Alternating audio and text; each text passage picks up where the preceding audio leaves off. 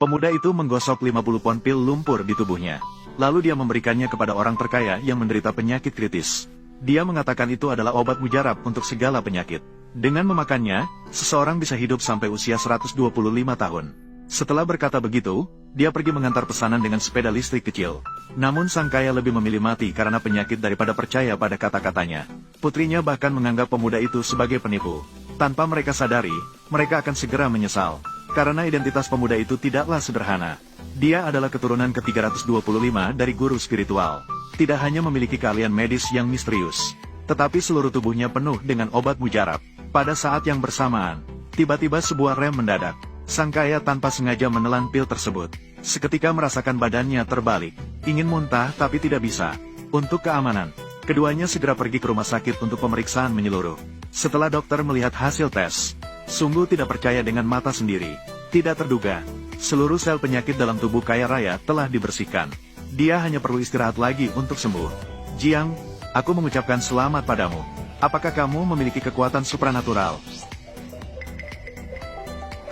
Tidak, bukan begitu. Apakah dia? Namun wanita menganggap itu hanya kebetulan. Begitu teringat gerakan menjijikan kurir makanan, dia merinding seluruh tubuhnya. Untuk mencegah ayahku tertipu, juga untuk mengungkap wajah asli si pemuda, putri tiba-tiba dengan berani menyatakan, ingin pergi untuk berterima kasih. Padahal baru saja bertemu si pemuda, dia mulai menanyakan apa yang digunakan kemarin. Mengapa ayah bisa sakit begitu melihatnya? Apa ini? Seluruh tubuhku penuh dengan ramuan obat. Setelah mengonsumsi obat mujarabku, sulit untuk tidak sembuh. Wanita sama sekali tidak percaya pada omong kosongnya. Bagaimana bisa ada master seperti itu di dunia? Ini jelas-jelas cuma omong kosong lagi. Tapi segera dia akan tahu betapa hebatnya si pemuda itu. Nah, lihatlah dengan baik. Kamu mau apa? Berlagak nakal? Nona Jiang, tubuhmu sangat dingin. Ada tahi lalat yin dan yang 3 inci di bawah dada. Akan mengalami banyak kesulitan dan bencana. Selama 20 tahun lebih, hidupmu pasti penuh liku-liku. Bagaimana kamu tahu ada tanda lahir di tubuhku? Kamu mengintip aku. Aku tidak. Lebih baik tidak keluar rumah beberapa hari ini. Aku melihat matamu terlihat kosong. Langit mulai gelap. Sepertinya akan terjadi kecelakaan. Baiklah, kamu ini. Kamu sudah mengutuk ayahku. Sekarang kamu mengutuk aku. Aku tidak akan percaya pada omongmu. Aku akan pergi ke sana. Tunggu sebentar. Kamu berani melihat apa? Kamu, apa yang ingin kamu lakukan? Kamu, berhenti sekarang. Cepat, cegah dia. Siapa yang memberimu amulet ini? Ini diberikan oleh ibuku. Dia bilang akan melindungiku dari surga. Kenapa aku harus cerita ini padamu? Cepat kembalikan padaku. Barang ini tidak berguna sama sekali. Aku menjanjikan padamu.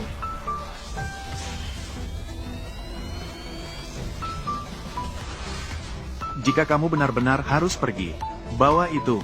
Itu bisa membawa keberuntungan bagimu. Berpura-pura misterius.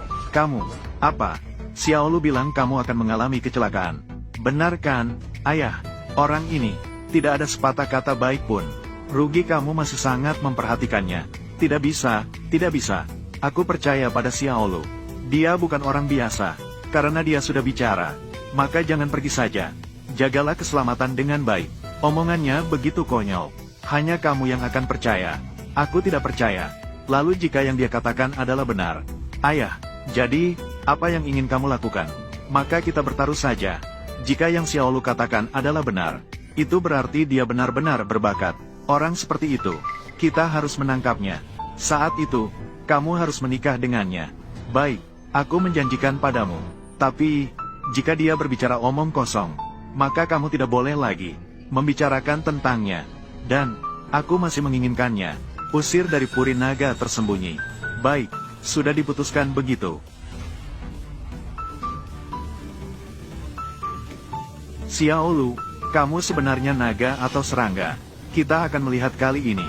Jika Xiaolu mengatakan yang sebenarnya, itu berarti dia benar-benar berbakat. Orang seperti itu, kita pasti harus menangkapnya. Nanti kamu harus menikah dengannya. Ayah, kapan? Kamu juga menjadi begitu tradisional dan berprasangka. Dulu kamu tidak seperti ini. Kurangi kecepatan. Jangan terlalu cepat. Pastikan untuk tetap aman. Ya, Nyonya. Yuzu, begitu kebetulan. Kamu mau pergi kemana? Gengbo, apa hubunganmu dengannya?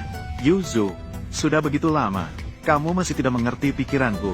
Aku sangat mencintaimu. Apakah kamu punya waktu malam ini? Mari makan malam bersama. Aku sudah memiliki seseorang yang aku sukai. Tolong jangan menggangguku lagi. Ayo pergi. Ya. Cepatlah. Yuzu, Yuzu, percepat dan lepaskan dia.